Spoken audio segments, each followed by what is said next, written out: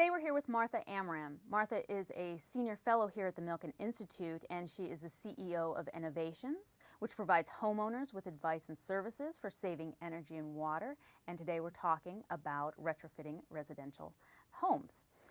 So the issue at hand is saving energy, correct? That's right. In the U.S. economy, we have a lot of waste, and it's particularly large in homes, where the majority of energy is wasted. And across the spectrum, how much are we looking at energy wasted? More than 50% of the energy in our economy is wasted. Transmission and distribution, power plants run very inefficiently. So by the time it gets to the home, there's a huge amount of waste, and then in the home, there's even more. So this is considered low-hanging fruit in terms of saving energy. That's right. The phrase low-hanging fruit came from Stephen Chu, our current Secretary of Energy. And as he points out, and many studies have pointed out, there's a lot of savings and it's really cheap. This is the cheapest place to save energy.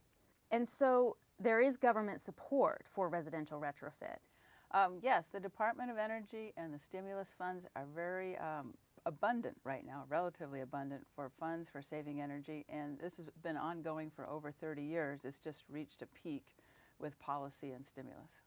And of course, the Milken Institute is always looking for ways to get the capital markets, get the private sector money into solving any issue. And so what kind of programs are there out there, what we call financial innovations? What kind of programs are out there and tools are out there to draw that private sector money in? Well, in fact, DOE put out a grant last September, a grant application that has exactly this flavor to it. They requested that those who responded to the grant put in programs in place that had a 3-to-1 or a 5-to-1 public to private market capital ratio. So the idea is to leverage all this extra policy and stimulus money and draw it in. And so those are things like energy efficient mortgages. What else do we have out there? The bulk of the money and most of the interest has gone to a couple of things. One is PACE programs, which are known as Property Assessed Clean Energy, or PACE programs. It's about using your property taxes for financing. A second really interesting area is known as on-bill payment, where your utility meter is attached to your loan, or your loan is attached to the utility meter, so you pay it back as you pay your utility bills. Of course, we have also other programs that buy down interest rates or set up revolving loan funds. Great. Now, PACE has been in the news recently. Can you tell me a little bit more about it? PACE has the potential to be really terrific for homeowners because you could voluntarily increase your property taxes, take out an energy efficient loan, and pay it back over 20 years. And if you sold your house, it would stay with your house because those who are benefiting would be then paying. So it has a lot of features that make it really attractive. And it had a lot of money behind it with these DOE grants. Unfortunately, it hit a few legal snags, and it seems to be at this point moving to a legislative arena.